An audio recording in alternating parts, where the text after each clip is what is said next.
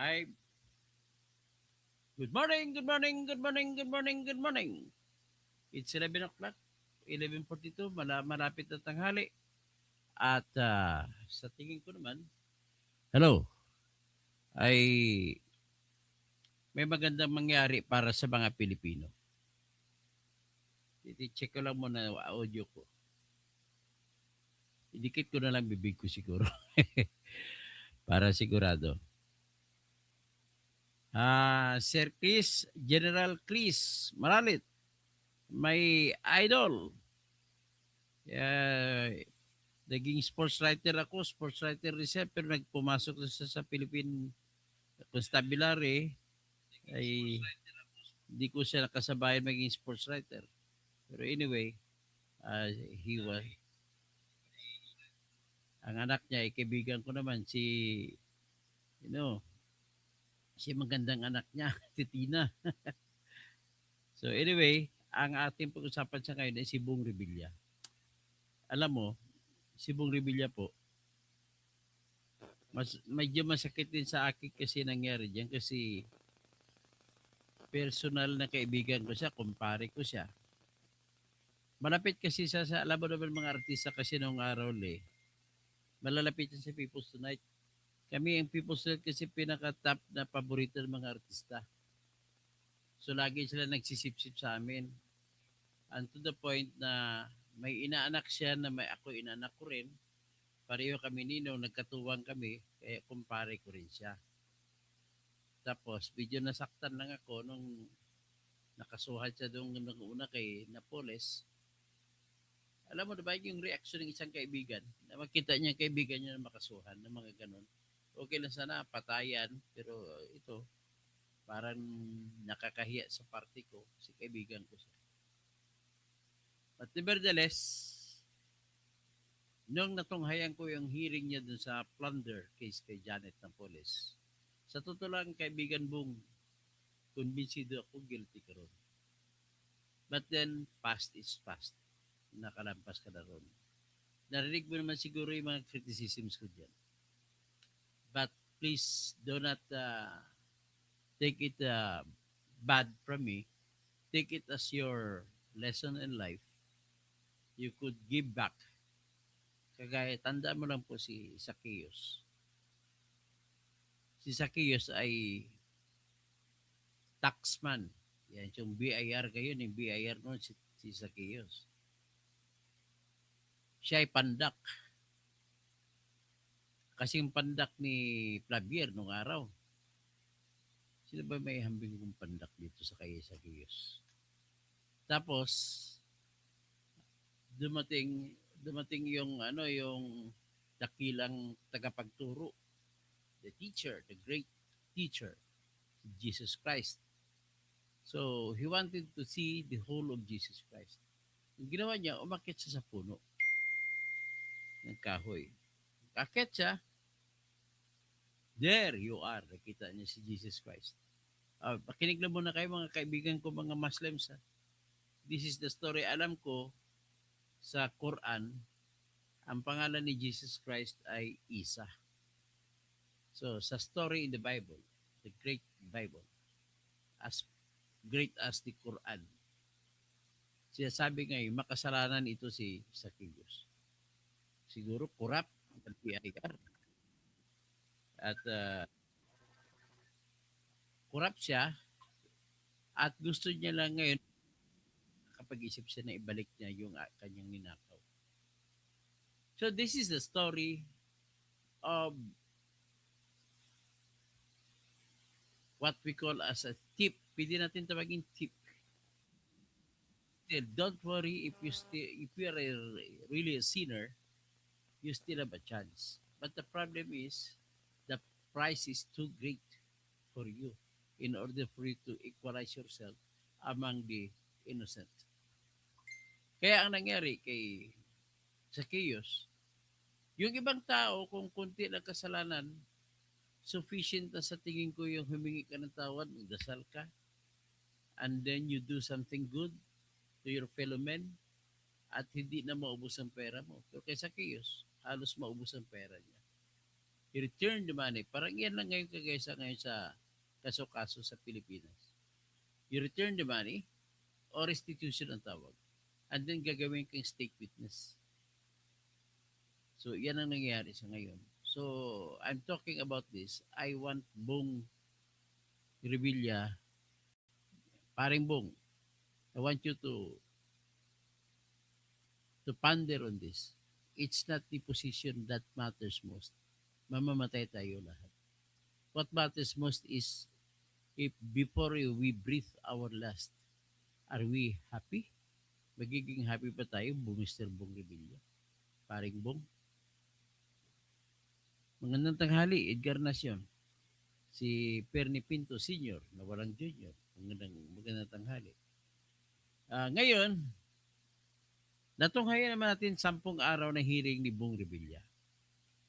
Ang medyo maluha-luha din ako nung nakita ko siya na lumuluha nung inaaresto na may pusas. Papunta sa sinusuko siya ni John Vic Remulla. Kaya alam ko naman si John Vic Remulla, kumpare niya rin yan. Although matindi yung awayan ng Remulla versus Revilla nung araw. Yan lang, sanay kasi si Bong sa kulungan, kaya sumuko siya. At pero hindi ako naniwala na yun ang dahilan kung bakit siya sumuko. Ano kaya tingin nyo na bakit sumuko si paring Bong Revilla? Nakikita niya na ang kaso laban sa kanya ay kinaso at siyempre ang anak niya na dati hindi pa maliit pa yan. Nung magkakilala kami ni Bong, hindi pa ata pinanganak yung babae niyang abogada ngayon, na anak. Siyempre, tinanong niya rin sa anak niya, anak, meron ba tayong chance dito mananalo? Siyempre, kahit bagong graduate yun, ma-analyze niya na rin yun. From the start, nakikita ko na mali ang kaso sinampa kay Bong Revilla. Kaya, from the start, nagpe-predict na ako na yung kasong yan niya, yung sa Pandi Bulacan na flood control, 92.8 million ang halaga ng project. Pagkatapos, then, nandito si Roberto Bernardo na kaibigan ni Ping Lacson na nagkikwento na yung huling hearing niya, 500 million na binigay kay Bong Revilla. So, where does it fit? And if it does not fit, acquit. Yan ang mangyari. How can you fit 500 million to a project that costs 92.8 million? Ibig sabihin, hindi nyo napapatunayan yung Bong Revilla sa 92.8 million na kuno na flood control na hindi pinatayo. Okay, tingnan natin po ang sitwasyon, yung groundwork. Merong sa field po, may kontraktor. Ang kontraktor wala rin sa field. Ang nandyan yan yung engineer ng kontraktor. Yung project engineer. Yung project engineer ng kontraktor, yun magsisupervise. Lahat ng foreman under sa kanya, lahat ng kapwa niya engineer na mas mababa sa kanya, sumusunod ng mando niya. So, sa kabilang banda, PWH, may nagbabantay yan. May tinatag niya na project engineer din or inspector or whatever.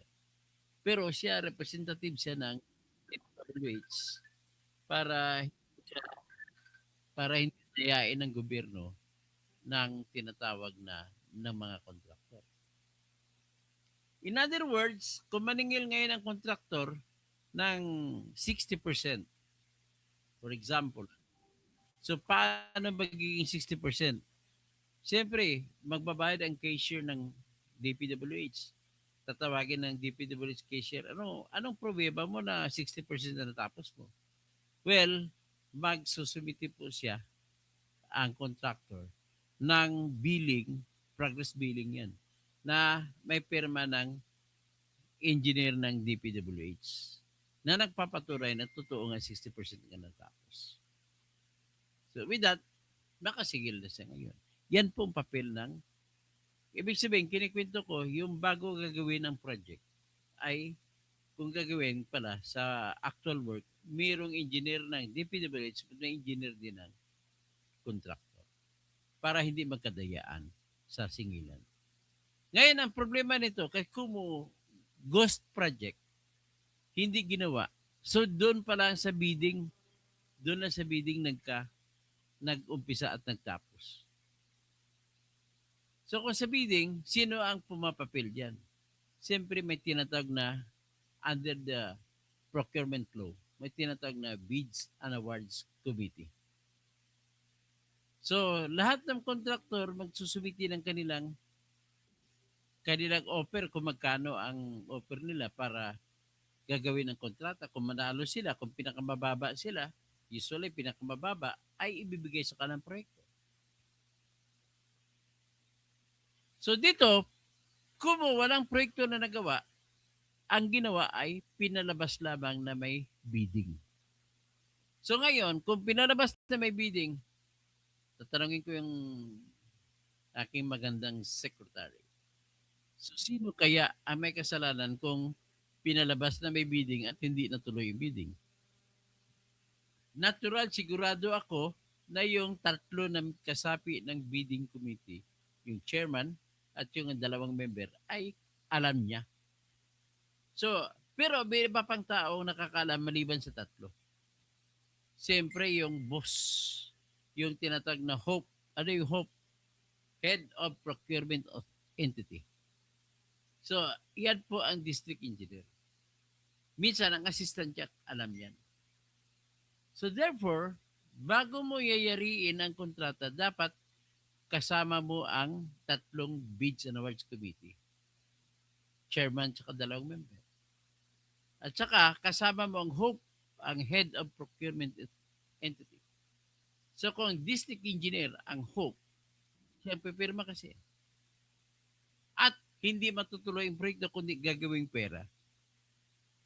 Hindi naman pwede gagawin ng HOPE yan at saka Bids and Awards Committee kung walang nanalo na bidder. So, kailangan may papalabasin sila na may nanalo na bidder. At yung nanalo na bidder, yun naman, doon lang ibabayad sa kanya ng DPWH ang pera. Mapunta, doon ipupunta. Hindi mapupunta yan sa HOPE o sa Bids and Awards Committee members. Kundi doon lang yan sa contractor. Hindi rin mapupunta yan sa district engineer as a inspector engineer or project contractor. So, ang nakaalam-alaman lang dito, minimum number na tao kailangan may district engineer, nakakalam, o di kay assistant. O dalawa sila. Tapos, members ng Bids and Awards Committee, 3. So, 5 na. So, kailangan alam ng kontraktor. Kasi ang kontraktor lang ang pwede magpapalit ng cheque. Bibigay ang cheque sa kontraktor, ipapalit ng kontraktor ang cheque. So, kailangan, kontraktor alam. Yung district engineer at engineer, assistant niya, alam. Tapos yung Bids and Awards Committee, 3 plus 3, 6 na. Ngayon, dadaan pa sa cheque yan. So, therefore, yung disbursement officers ng mga cashiers, ay alam din. At syempre, may quality control. Bago gagamitin materialis, dadaan din sa quality control engineer. At pipirma ang quality control engineer kung gagamitin materialis. Mga bakal, kung ibabaon na ba, tabunan na ba ng simento. So bago ang lahat, gagawin at dadaan sa quality control engineer. So ilan na sila? 8 na kasama. Ladies and gentlemen, binabanggit ko ng lahat na pwede dapat maging involved. Contractor, district engineer, deputy, assistant district engineer, 3 Bids and Awards Committee, 6 na. May quality control, 7. Tapos may isa pa, mga cashier pa, 8. Tapos may project engineer pa doon, 9. Mga 10 sa DPWH. Kasama ang contractor ang nakakaalam. Kung ang contractor ay hindi makikisama, walang mangyari na ghost project. Kailangan papayag ang flood control contractor na palabasin na may proyekto pero wala. So ang gagawin niya, kukunin niyang pera at kakutsaban niya lahat, maghati-hatian ngayon sila. So given that situation, tanong, paano kikita si Bong Revilla dyan? Yan ang unang tanong ko. Kung kikita man si Bong Revilla dyan, dahil sa siya ang project proponent galing sa Senado, bibigyan siya. Pero hindi yung kabuang presyo na 92.8 million. Maaring 30% sa kanya, basta 28 million, di kaya 30 million. Kaya mali yung akusasyon na plunder kay Bong Revilla, 92.8 million, maximum lang na mapunta sa kanya, 30 million lang. Anong klaseng utak meron ka, Boying Rimulya? Graduate ka pa ng University of the Philippines College of Law. Hindi mo inanalyze ang kaso. Tira-tira ka lang ng tira ng kaso. At nakikita ko po, madidismiss ang kaso laban kay Bong Revilla. Kaya ngayon pa lang, kinukongratulate na kita, paring Bong Revilla. I am congratulating you. Sigurado mananalo ka po kayo sa bail hearing mo. So I am now inclined to believe na gawa-gawa lamang ni Rimulya ang kaso laban sa iyo, ang pakay ay para designed to be dismissed. Kasi kumpare mo si John Vic eh. Ikaw kumpare kita pero hindi kami magkumpare ni John Vic. Ganun po ang mangyari. So, napipredict ko na po, kaya magbubunyi na po si Bong Revilla. Pakinggan natin ang explanation ng abogado ni Bong Revilla.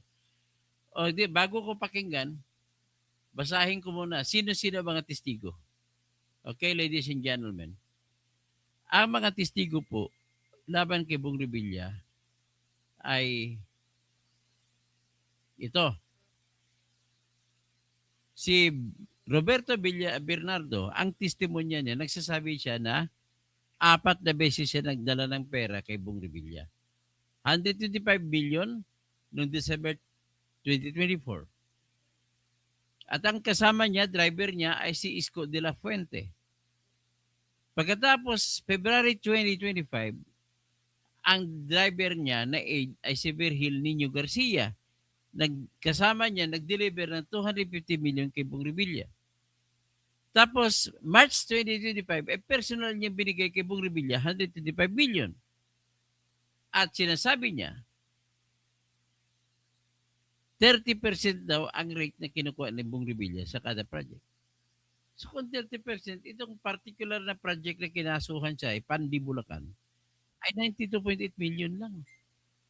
So hindi yung pwede maging 30 million. Ngayon, sinabi naman ni Roberto Bernardo Ley na wala siyang alam tungkol sa Pandi Bulacan. Ang ginawa niya lang, nakatanggap lang siya ng pera galing kay Henry Alcantara. At parang pinasabi, sige, ito yung para kay Bong Revilla.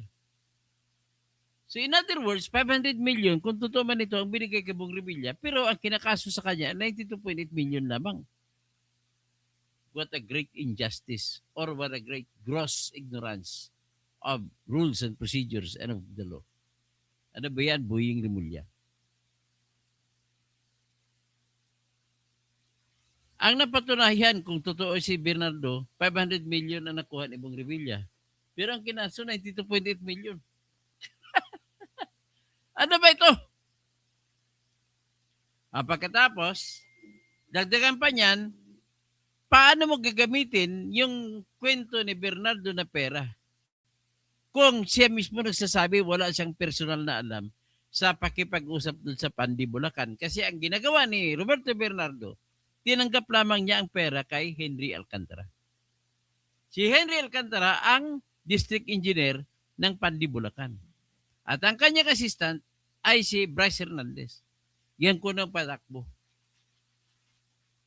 In other words, hindi papayag to si Bryce Hernandez tsaka si Henry Alcantara na kukunin ni Bong Revilla ang 92.8 million. So, sa labo ng kwento at wala pang personal na alam, si Bernardo, kung may may partisipasyon ba si Bong Revilla doon sa 92.8 million, ay madidismiss ang kaso laban kay Bong Revilla. Tapos isa namang testigo na driver ni Bernardo ay tumistigo rin. Sabi niya, 12 hanggat 13 box na total ay 250 million ang binigay nila, dinala daw nila doon sa compound sa White Rock, sa compound ng mga Revilla doon sa Imus o sa Bacoor. That was in February 2025. At nakita daw niya mismo si Revilla nandun sa location. Pero hindi niya nakita o hindi niya rin nabuksan ang mga box kung anong laman nun. At wala siyang personal na alam kung anong laman nun. Si Scott de la Puente naman, isang driver din ni Bernardo, ganon din ang testimonya. Wala rin siya personal na alam, hindi niya nakita. Basta box na nakita niya. Hindi niya alam kung anong laman ng box. Tapos si Henry Alcantara, si Peter Paul Cortez, si Sally Santos na contractor, si Gerard Opolencia na Regional Director ng DPWH sa National Capital Region at si Jason Cruz, ang sabi nila sa insertion ay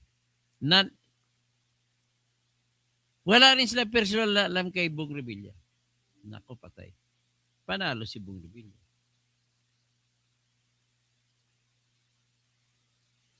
So, ito ang aking sinasabi. Nagsasayang lang tayo ng panahon dito. So, ito po ay sa 3rd Division ng Sandigan Bayan. Pinakahuling testimonya ay dineliver noong April 24, 2026.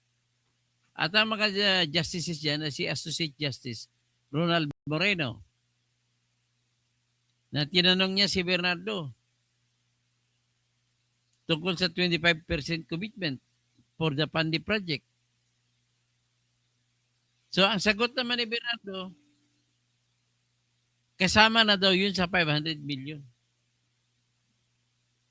Kaya tinanong siya kung may personal siya alam, sinabi niya wala akong personal alam, hindi ako nagbilang niyan. So, sinasabi niya, sa broader context ng testimonya niya, 500 million ang total. Tapos binigay ng 3 beses. 125 ang una, 250 yung pangalawa, 125 again yung pangatlo. So 500 million. Ang masasabi niya lang, itong 500 billion ay kasama na to sa 1.5 billion na kabuang proyekto na nakatalaga kay Revilla. Walang specific. Kaya sa ngayon pa lang, tiniterminan ko na, congratulations Bong Revilla. Lalaya ka. Pero may isa ka pang kaso plunder. Sana man nakukuha niya yung kasong plunder. Kung ang Pandi Bulacan ay 2.8 million lang. Kung gano'n pala, binigyan ng pera, dapat, unang-una, hindi mo may kukonek ang labo na ebidensya kung may kukonek mo sa proyekto.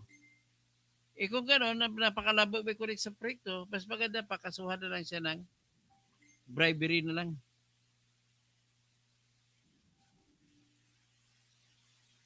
Hindi rin pwede bribery, mahirapan ka rin kasi kailangan patunayan mo na nabigyan na kunan niya ng nakuha niyang kontrata. Kasi pag suhol ka, may kapalit. So, hindi pwede bribery. Ang problema ko, kung anong gagawin sa 500 million? Tinanggap naman.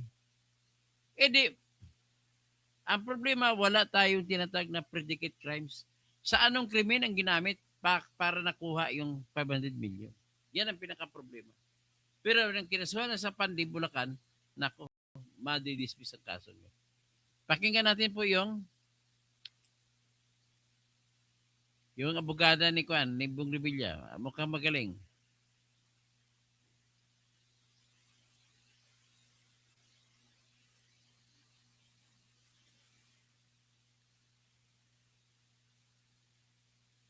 Ito.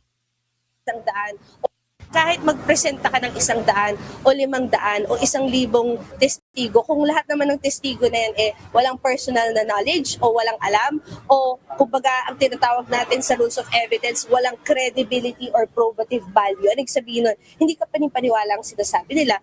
hindi naman pa rin yun, wala pa rin magiging masamang epekto yun.